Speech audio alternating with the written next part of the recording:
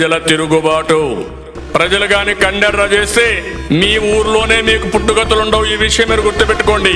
Telugu Desam party లేకుండా చేస్తాడంట.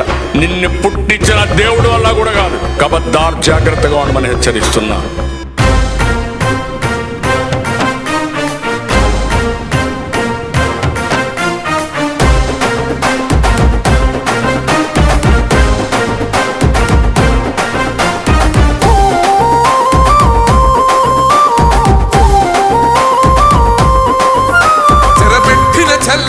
నిలబడ్డడురా భయపెట్టిన చల్